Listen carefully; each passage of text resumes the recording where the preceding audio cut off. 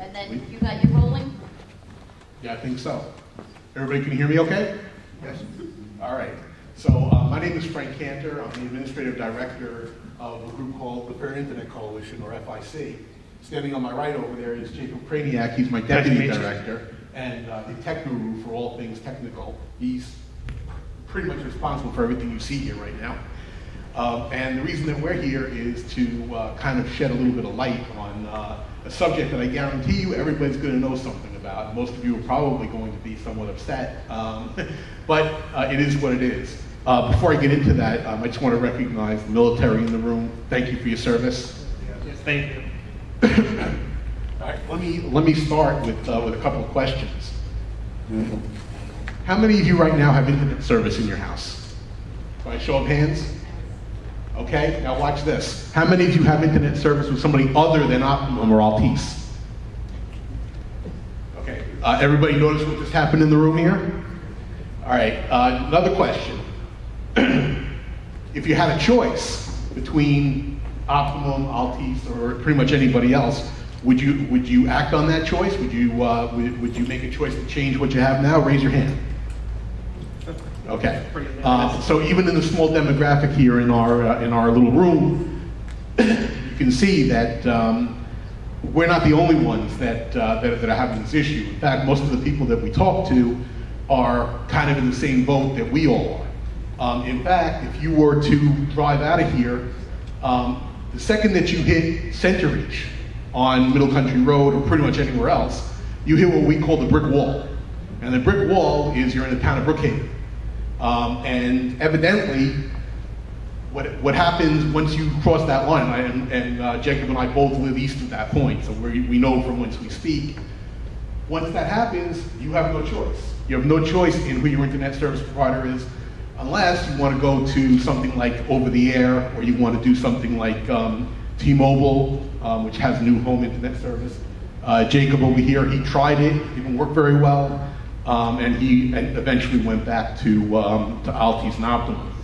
So we're here right now to kind of shed a little bit of light on what's going on, and more importantly, what we can do about it. It might interest you to know that we've been in contact with a lot of people, including the New York State Attorney General's office. We spoke with... Frank, why don't we go through introductions and then we can get to that. Yeah, okay. Okay, so just by way of introduction, this is the senior staff in our organization. You see me, you see Jacob. Robert Boyle, who actually lives in New Jersey and works, he's the president of Planet Internet. And they are a small startup of kind of really small for fiber.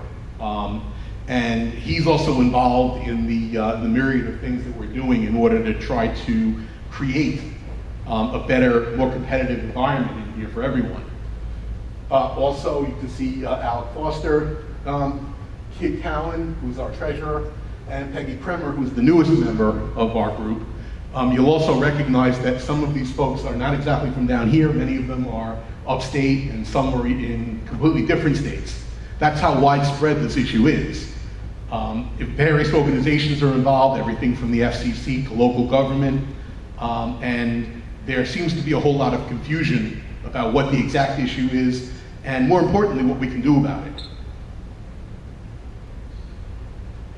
Okay, so one of the things that we've noticed kind of, thank you, kind of across the board is accountability and fairness of internet service providers. The local area here is kind of representative of what tends to be happening all over the country. And that is, promises are made when various jurisdictions go to sign a contract or to bring their services to different places. In many instances, they will even offer to roll out new fiber optics or offer pretty much whatever they have to do in order to induce us collectively into going ahead and taking them up on their offer. That's what business is. You make an offer, your offer is accepted, and you move on. The problem with that is accountability. And from most of the perspective between the state and local government, the biggest issue that we're having is nobody's holding the feet to the fire on these companies, on these agencies, to say, okay, you promised us you were going to deliver 10 square miles of fiber optic, what happened? And things just go on and on that way. One area of New York is actually in the process right now of trying to address that issue. The Highland region in the Hudson Valley, they are in the process of reopening their contract with Optimum, among others. And we do have people up there that are trying to follow along with that. And they are attempting to bring more entities, more companies, and more people to bear on the problem so that we can have some sort of competition. The next thing is eliminating barriers to competition. Barriers are also kind of an interesting situation also. Some of you may be aware of the fact that a lot of the above ground telephone poles and other infrastructure around here are actually owned and used by the big companies like Verizon and others along those lines. What you may not know is that the smaller companies that might want to come here to help us to provide competition, they would have to pay a literal fortune to the companies that have these lines, poles, other infrastructure, in order to go ahead and take advantage and be able to provide services.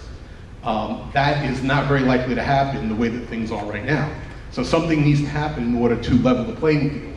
And something I'd like to add, just to give a little more context to that. The common knowledge for most people that we've spoken to here on Long Island is that the options, as many of us know, Optimum, and then west of, Lake Grove is Verizon.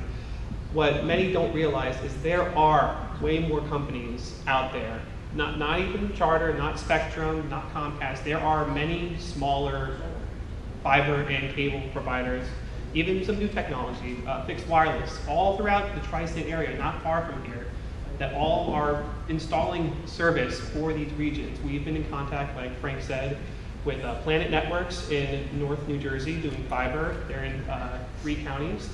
We are in contact with Go NetSpeed, which is a fiber provider in Connecticut. They're in New Haven, Fairfield, Hartford, doing really affordable fiber high-speed internet that everyone that we've spoken to who had Optimum, as soon as Go NetSpeed hit their neighborhood, they switch.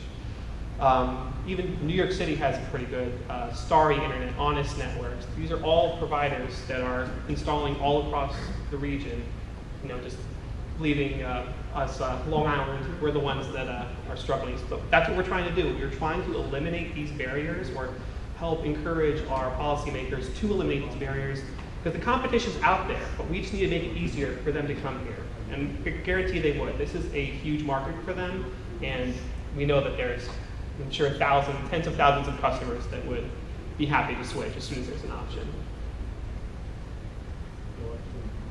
Right. And the last thing we're doing here is, this is why we're here, this is why we're talking to you. We're trying to raise awareness about the issues that people are having here. We know that there's been any number of change.org petitions, you write to the Better Business Bureau, FCC, just kind of goes out into the ether, and you may not feel like any resolution always comes from that. What we're trying to do is we want to bring all those voices together. We want to partner with every town, every neighborhood, social media, any avenue that we can to get the word out that we are collecting that feedback. And we'll talk about that in a little bit. But we've been reaching out and collecting information from you, from customers, people who've had these issues, and then we can use that as a unified voice to then we go to the policymakers, we go to the Attorney General, whatever, and we show them here's the responses of hundreds, thousands of people that are having the same problem. So we can be more, we're only loudest if we're together. One or two people here and there is not as loud as all of us at the same time. All right, let's go to the next slide. All right. Okay, so we've grown quite a bit in the last year, and we actually started as a grassroots organization on a little thing called Nextdoor. I don't know if anybody is familiar with Nextdoor. We're actually still on Nextdoor, but you can see, or maybe not, you can see on here that we also have a presence on Facebook, Twitter, Instagram, and all kinds of emails. We have a blog that's almost constantly updated with information for everyone. And what we're trying to do is we're trying to give people, not necessarily a place to complain, but a place to aggregate everything that they feel that people need to know. So as Jacob alluded to, and as I said a few minutes ago, we've been in contact with leaders at various levels. With the Attorney General's office in the state of New York, we spoke with them.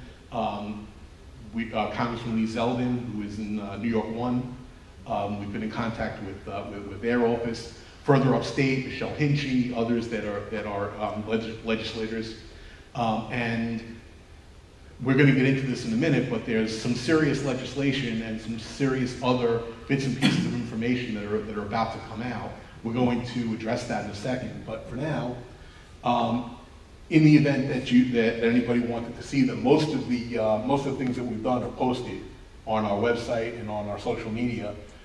Everything from the meeting with the AG to Honest Networks, that's another one of the internet service providers, and our meeting with Senator Michelle Hinchy. Can I ask a question? Absolutely. So the people that are, I'm good, but the people that are involved in this, who are like initiating this group, are you just general consumers, or are they people who are in the industry and can't get their foot in the door because of the policies? Okay, so the short answer. That would be Robert. Yeah, the short answer to that is all of the above. Jacob and I are just everyday, ordinary citizens. We're people that have just had enough and have had our fair share of waiting on hold for an hour and a half to get somebody who can address a problem and then not have it addressed anyway. Robert Boyle, who is also on our board, he owned Planet Networks way before he came into our fold. So we have people from pretty much every walk of life. We have attorneys, we have, you name it, we got it in there. And the common denominator for everything is that they all have the same thing in common, which is they all want to have some kind of choice in who's providing services to their home. And every time something happens, we have surveys, which we're going to show you in a minute. We have surveys, we have information packets that we hand out, we have flyers that some of them are on your tables right now. By the way, for those of you that have the color ones, the ones that are shining, you're going to want the other one that's more updated and it has better information on it. The QR codes that are on there, you can just scan that with your phone, it'll take you right to our website. On the white page, not the green one.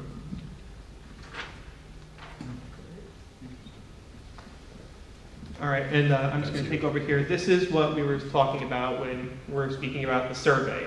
So we started this, I want to say, late last year, around November, December, and we built this pretty detailed form. It collects every piece of information that a policymaker might want to hear.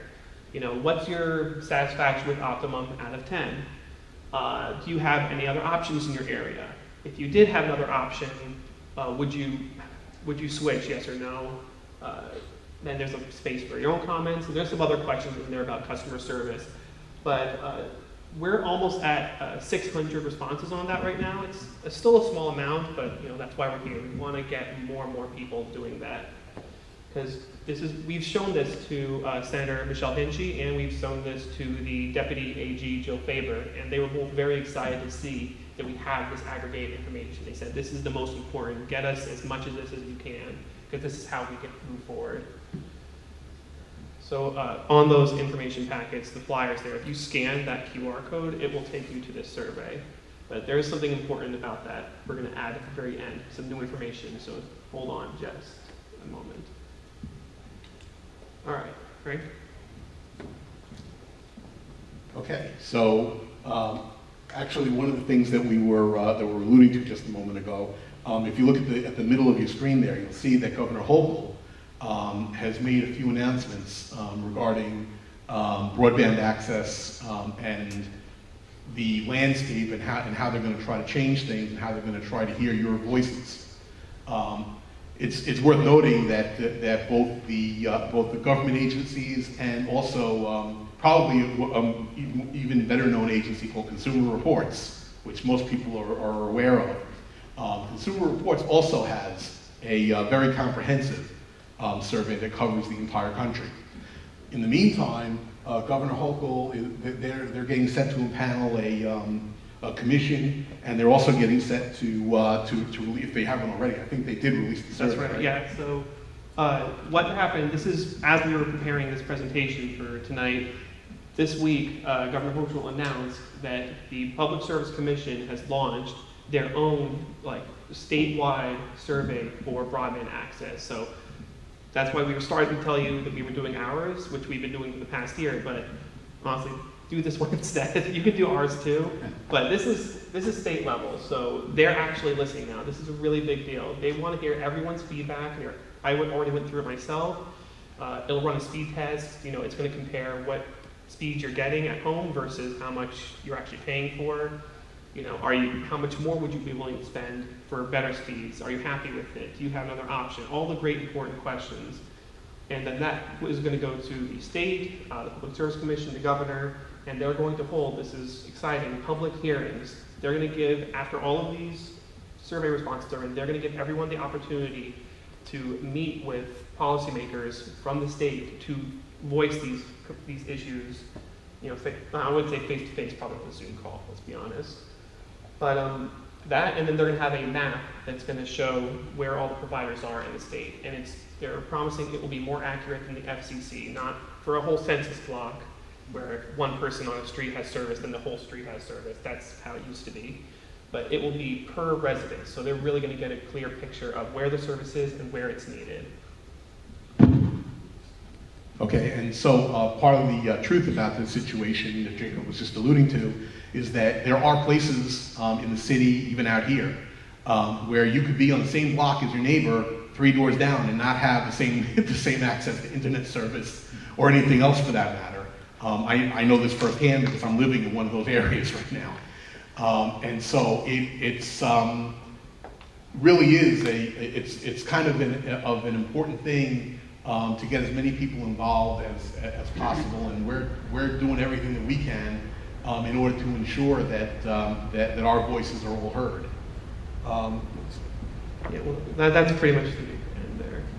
So so now you have those sheets in front of you. If you scan that QR code, it will take you to our website, and the very first link at the top we just added will have a link direct to that survey for the Public Service Commission. I think it's empirestatebroadband.com.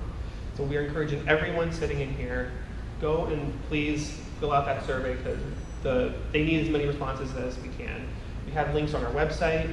If you can follow us on social media, share the posts with the link in the survey to your Facebook groups, your friends, your family. Get the word out as much as we can because that's how viral marketing starts. And one person shares it to 10 to 100, and it snowballs out of control, which is what we want. So we really do need your help on this. So the other thing to point out, the lower right-hand corner over here is email address, info@tscfis.org. If you send an email to that, you will reach every board member of our organization at the same time. So if there's something you need us to know, if there's an event that you want us to talk at, if there's something that's annoying you about your service provider, we'll be happy to talk to anybody about any or all of these issues. And so with that, in the interest of time, anybody have any questions, comments, concerns? One question. So this is kind of like the same issue people have with electricity out here. Our only choice is PSE&G, like whatever name they're using. There's only one option, that's what you got and you go without, right? So you guys are trying to make it that there's another option besides cable, like get files everywhere or somewhere, or someone else. Yeah, anyone. And what we call that, we've spoken to the AG about this because we're convinced that Optimum is operating an effective regional monopoly on internet service. It's a little more complicated with the antitrust issues. We are trying to push for that. And we do know that President Biden, in his latest executive order, he is saying that he wants to empower FTC, the Federal Trade Commission, to take better action to crack down on antitrust issues with large internet businesses and the like. Okay, anybody else have a question, a comment, a concern?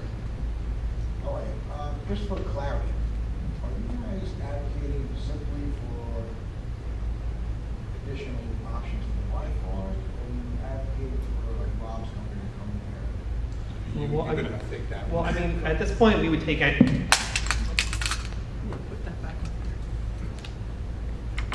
At this point, we would take anyone. I mean, we've already done the whole rigmarole with Verizon. We've read a lot of articles. We already know they are not going to come out here. It's just not going to happen. We've seen meetings. I think someone else who's doing kind of what we're doing met with Board of Trustees very recently, and they said that they went to Verizon to get them to come out here, and they just will not spend the money upgrading our infrastructure. The overhead poles only go so far. A lot of our cabling is underground. We have old copper, and they don't want to spend the money to do it. Verizon said no, it's not happening. So, because I know that's what people often ask, but there are a lot of providers out there. Like we said, there's GoNet Speed in Connecticut, Planet Networks in New Jersey. Any one of those, get 2, 3. There's no limit to how many we could have here if those barriers were out of the way. Open market will bring down prices for everyone. And the bar- Communication Workers Union, 1109, Mike Gendron. With the Communication Workers Union, I don't think we've spoken to them yet. Oh, not yet. We're certainly open to it. Yeah. Maybe sure, I just met with them not too long ago. They're the biggest advocates. They want to see Verizon or any. Right. Okay, that would be a great idea. Thank you. Because they would be the ones that lay the cables and stuff? Is that the IBEW? No, that's the electricians. That's the electricians, because I know they will have the. CWA, Communication Workers Association. Okay. So you gotta, we can give you Mike Gendron's number, he's the president, his name, president. Yeah, if you can send us an email right there, info@tscfis.org. That's all. Yeah, I think it's Just as good, just as good. And you think that you would think that they want more competition because then why? Like what's the thinking behind that? Jobs. So because they would get to lay more cables and run more wires and stuff like More that? jobs. That's how we sustain our communities, by producing more jobs. That's a good point, yeah. And the explanation I got, when we discussed the more conversation on Verizon, I might be able to comment further on the Brookhaven issue, is that Verizon's pitch to Brookhaven was, they want to pick and choose the areas where Brookhaven wants. You come into Brookhaven, you go all Brookhaven. They don't want to go where, like you said, put up a higher. Right. pole. That's actually exactly what the Board of Trustees said. No, to low-income areas. Right. They want to pick and choose because they want customer base in low-income areas. This is how it was explained to me. That's exactly, there's a recording on YouTube of this meeting with the Board of Trustees that we saw, and they said the exact same thing. They said, we'll do this street, and this street, and this street, and Board of said, you need to do the whole village, and Verizon said no. I could say this, what we should be using right now is, we just came off probably the worst time of COVID, where our kids were home, so I had 2 days home with their Chromebooks. I was trying to Zoom all these meetings, and we had nothing. We would get bumped off and dropped left and right. It was, homework wasn't getting done, meetings weren't being attended. Homework comes first in my house, so. Right. But we had a lot by booster. Right. Because we have appropriate internet when we go into our work, so. Yep, not an uncommon story, especially with everyone working from home now, and doing school from home. Probably have the same. I can tell you from experience, we share your pain when it comes to that. We had a house full of people also during COVID. My wife and I were both working from home, and just total problems with it. We couldn't even reach. If you tried to call Optimum, you had to leave your number and they would call you back 2 days later. This is kind of an example. We haven't really touched on the customer service aspect of things, but it's worth noting the fact that because there's a monopoly and because there is no competition around here, there's no incentive whatsoever for them to perform. What are you going to do? You're not going to do anything. You're not going to withhold money, because if you do that, you're not going to have any service. And to your point, we actually earlier this week we spoke with Councilman Lavalle. I believe Tom is in the back over there. We did speak with him earlier this week, and we kind of laid out a little bit of the different things that we had in mind, ideas that might help in terms of being able to draw people here. And we're gonna start putting that information out a little bit wider and make it available to more people, because between us we have some strange ideas, but ideas that are kind of outside the box thinking, and from what we're hearing so far, it looks like traditional thinking is not exactly working here. So maybe it's time to think a little bit outside the box, which is one of the other reasons why we're here as well. I don't know what everybody's background is here, but if we have any tech people, if we have anybody else that wants to join with us and help in the cause, we're certainly open to that. Any time of the day or night, doesn't really matter. We're always looking for volunteers, especially in the outreach end. Just someone who's willing to share what we're posting, retweet, put it out on as many channels as possible, because that's how we get the word out, is, like I said, viral marketing. I also want to add, we didn't touch on it earlier, but New York is starting their own, investigation, research into broadband access, but it's worth noting that Altice is under investigation in multiple states. It's not just here. New Jersey, recently, their Board of Public Utilities had a hearing just like we're preparing now in New York. We've been pushing Hinchey to do the same thing, and they sent a letter of demands, you need to answer all of these questions about these complaints that we got, because we're tired of it. So New Jersey's government is already looking into it. Connecticut, their Senate started their own petition on the recent changes for upload speeds. I think Optimum said that any new customers would get 50% less upload speed if you sign up, which is no good. So Connecticut Senate started a petition against that. And wouldn't you have it, there is another provider in the South called Suddenlink, which is another company that Altice owns. Altice is gobbling up providers everywhere. Suddenlink is one of them in the South. West Virginia is also doing an investigation into Altice. Their government is investigating as well. So Altice under hot water, and I should add their stock price is down like 40% for the past year. So not. They're under investigation because they promise things and then they don't deliver, they can't deliver? Right. Well, here's what happened. In 2015, Altice was a European company. I think they're based out of France. And they came to the US and they purchased the Cablevision and Optimum brands from the Dolan family. Cablevision doesn't exist anymore. The Optimum name is now part of Altice USA, a new company. And part of that merger, it was like $4 or $5 billion, some big number. The FCC, the Federal Communications Commission, said you have to meet all of these requirements to operate here. If you're going to do this merger and be an ISP here, you have to have this minimum level of service. You have to have customer service. You have to upgrade your network regularly. There's a whole list of things that we can provide to anyone who's interested. But these investigations are alleging that they're not meeting those regulatory requirements from the merger. That they promised that they were going to do X, Y, and Z, and they have not been doing that because of all the complaints we've been getting.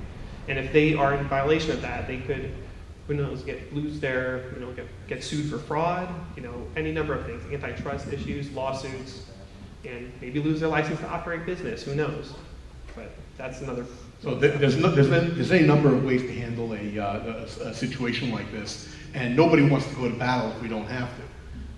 And I, speaking only for myself, I can tell you that I've sent letters to the chair of Cablevision, now Altice. I've sent other bits and pieces of information. I even contacted the person in charge of the VPU in New Jersey, offering to do an amicus brief for them, kind of a friend of the committee brief. And we're trying to go the path of least resistance, but that's not really working out. So it's time to drag out the big hammers, and it's time to get both the people and the people that serve the people, our legislators, the executive branch, whatever it takes, in order to get this moving. In any event, if there are any more questions, otherwise we'll yield, because I know we have the Army back there who wants to talk with you. Any questions, comments, concerns? Last thing I would just say is, again, thank you for having us here. It's really been a pleasure, getting our opportunity to tell you what we're about. And please, we encourage you to follow us on social media, Facebook, Instagram, whatever you have, we're there. And we look forward to speaking with every one of you. Thank you. And then maybe in a couple of months, we'll do it again, and maybe have some updates or something. Yeah. Anytime. And there's stuff coming down the pipeline that we're excited about. Interesting. Okay. All right. You want to turn that thing off? That camera? I can speak for the next.